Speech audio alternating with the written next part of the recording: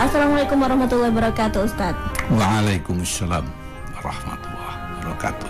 Kali ini kita akan bahas tentang hikmah menutup aurat ya Ustadz ya. Iya, insyaallah. Di era milenial seperti sekarang ini ya Ustadz ya, kan banyak orang sekarang ini mengkategorikan setiap zaman itu adalah semakin maju, berarti semakin berteknologi, semakin juga orang-orang dengan bebasnya berbusana ataupun juga berpakaian ya semau mereka ataupun juga sesuai dengan tren Ustadz ya.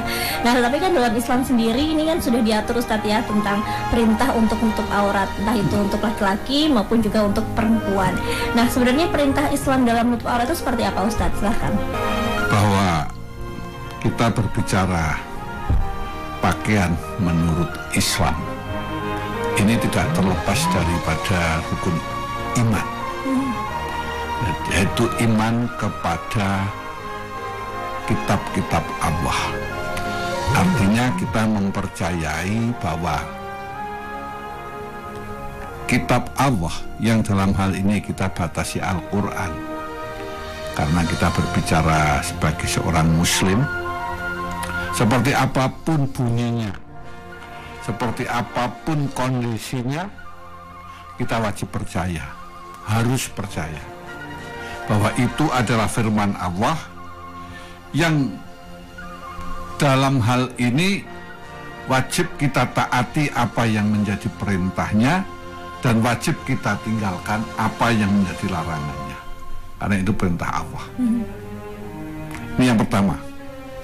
Jadi kita berpakaian sejak zaman dahulu kala masa Rasulullah ini sudah diatur bagaimana manusia khususnya yang beragama Islam bagaimana cara berpakaian, yaitu dengan cara menutup aurat.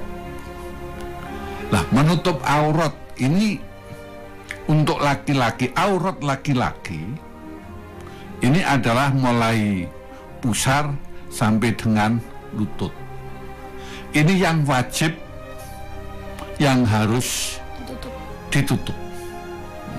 Sedangkan untuk wanita ini adalah kecuali telapak tangan dan muka. Ini wajib ditutup. Ini yang harus disadari. Sehingga menutup aurat dalam hal ini sebagai seorang muslim ini adalah dalam rangka melaksanakan tuntunan atau melaksanakan ajaran Islam yang mana telah termaktub di dalam kitab sucinya, yaitu Al-Quran maupun di dalam hadis Nabi Muhammad SAW. Maka tan kenora harus untuk dilaksanakan. Sehingga kalau tidak melaksanakan ya aku saja itu sebuah dosa, pelanggaran terhadap Allah. Ini yang harus kita akui. Bukan berarti kalau kita itu melanggar lalu hukumnya lalu kita membenarkan pelanggaran itu, walaupun kita ini melanggar. Bagi manusia kadang kita memang mohon maaf kita tidak bisa sempurna untuk melakukan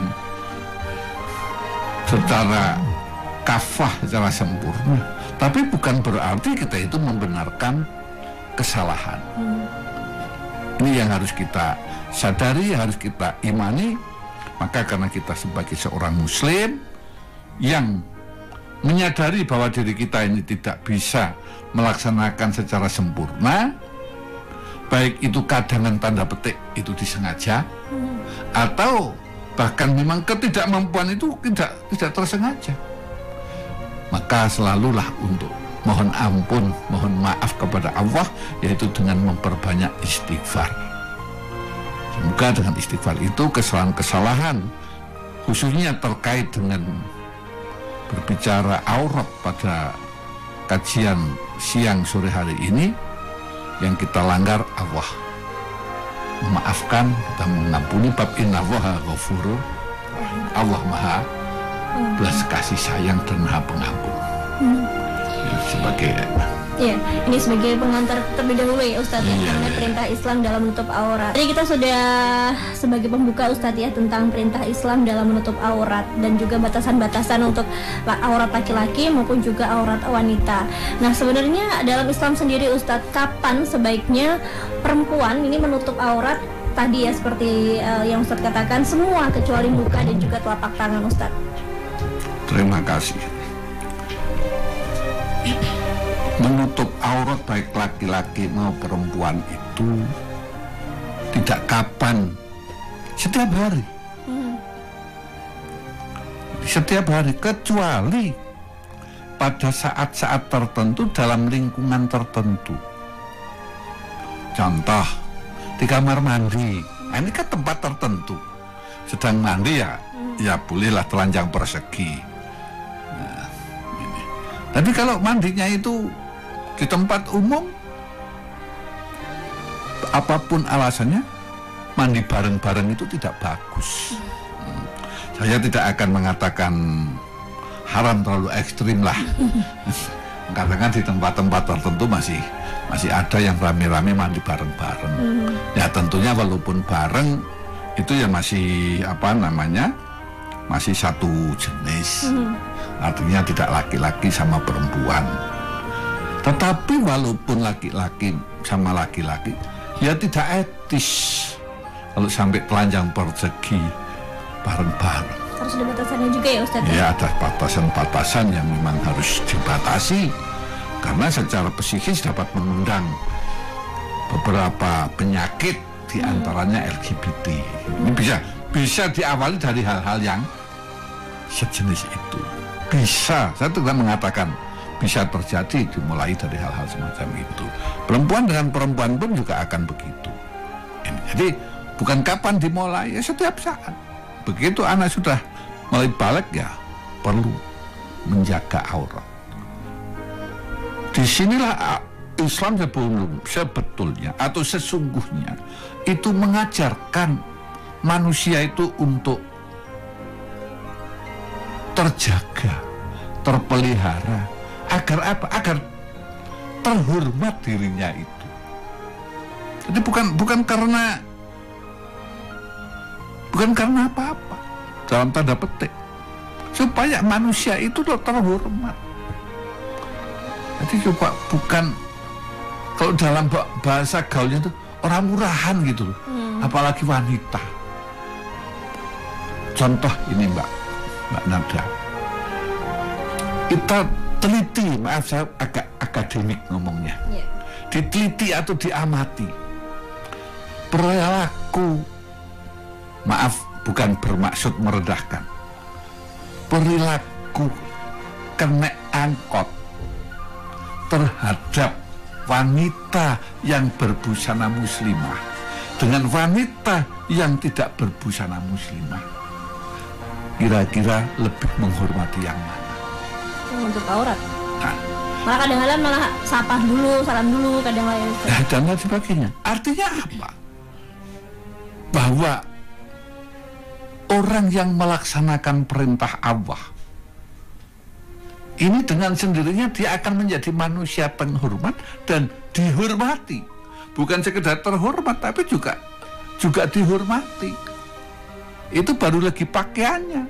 Apalagi kalau sopan santunnya, tata keramanya, bicaranya secara Islami akan lebih berwibawa dan lebih santun. Ustadz, ada juga yang pernah juga mengatakan bahwasanya ada perempuan-perempuan yang berjilbab atau bukan berjilbab ya, menutup aurat tapi telanjang. Ini bagaimana Ustadz kita melihatnya Ustadz? Terima kasih. Menutup aurat tapi telanjang. Ini bahasanya itu bahasa yang sangat-sangat perlu dipahami dengan hati-hati. Jadi kalau telanjang mestinya tidak tertutup, tapi menutup telanjang. Apa yang dimaksudkan pakaian yang dipakai itu transparan, sehingga bahannya, sehingga kalau masih telanjang namanya tidak menutup. Nah menutup ya tertutup, ya tidak ada. Menutup aurat kok telanjang itu tidak ada. Harus kita luruskan bahasanya. Nanti kalau menutup, ya menutup, ya tertutup. Kalau telanjang, itu nggak tertutup. Nah, mungkin maksudnya menutup aurat, tetapi ini mungkin yang dimaksudkan pada wanita, tetapi pakaiannya ketat, sehingga lekuk-lekuk badannya itu tampak jelas. Mungkin yang dimaksudkan itu. Lalu apakah itu menutup aurat? Menutup. Kalau tanya saya mengatakan masih menutup. Cuma model pakaiannya itu adalah tidak sesuai dengan syar'i. Satu di antaranya adalah untuk menutupi lekuk-lekuk badan sehingga tidak tampak terbentuk. Ini yang harus dipahami dulu. Ini jangan sampai seolah-olah sudah memakai tapi masih disalahkan. Tapi yang benar sudah memakai tapi dibetulkan.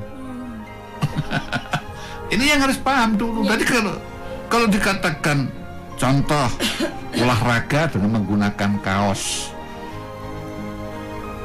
terus celananya celana training ketat sehingga bentuk-bentuknya itu tampak. Menutup aurat enggak itu? Menutup. Tetapi bentuk itu mestinya dengan berbusana muslimah tidak seperti itu. Sehingga itu bukan busana seorang muslimah. Mestinya begitu, dia seorang muslimah, tetapi dia menggunakan busana tidak sesuai tuntunan berbusana menurut Islam, menurut agama Islam yang dipakai oleh seorang muslimah. Bisa dipahami ini? Jadi begitu. Alhamdulillahirrabbilalamin. Subhanakallahumma wa bihamdika asyhadu alla ilaha illa anta astaghfiruka wa atubu ilaik. Maha suci Engkau ya Allah dan segala puji bagimu. Aku bersaksi bahwa tiada Tuhan melainkan Engkau. Aku mohon ampun dan bertobat kepadamu. Wassalamualaikum warahmatullahi wabarakatuh.